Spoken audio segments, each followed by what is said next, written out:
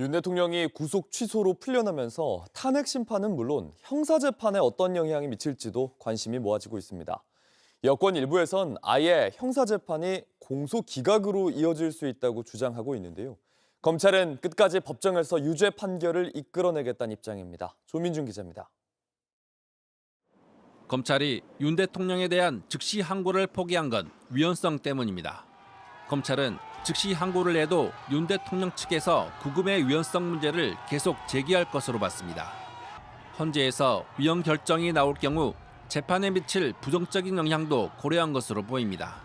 여권 일부에선 윤 대통령의 내란죄 재판이 아예 진행되지 않을 것이라는 주장도 나옵니다. 김웅 전 의원은 자신의 페이스북에서 형법 제327조 제2호를 언급했습니다.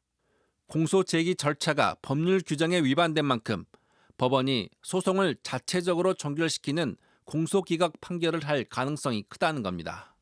이미 법원이 적법 절차를 지키지 않은 수사와 신병 구속이라며 석방을 결정했고 공수처에 내란죄 수사권 논란도 있는 만큼 재판을 진행하지 않을 거란 해석입니다.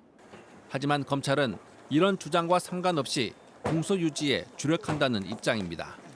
이번 기회에 절차적 명확성과 적법성에서 의문의 여지를 해소하는 게 바람직하다는 겁니다. 앞으로 재판에서 절차적인 빌미를 주지 않겠다는 것으로 풀이됩니다. 전문가들 역시 공소기각 자체가 극히 드문 데다 윤 대통령의 내란 혐의 수사는 수사권이 있는 경찰도 관여했기 때문에 별다른 영향이 없을 것으로 보고 있습니다. 다만 윤 대통령이 조건 없이 풀려나면서 재판에 영향을 줄 가능성은 존재합니다. 헌재의 탄핵 심판 선고를 앞두고 여론전에 나설 수 있다는 우려입니다.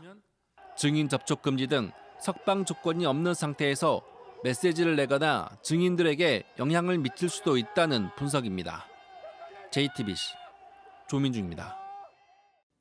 아침엔 앵커 정재우입니다. 지금 이 기사 가장 먼저 매일 아침 7시 반에 보실 수 있습니다. JTBC 뉴스 채널을 구독해 아침엔과 하루를 시작하세요.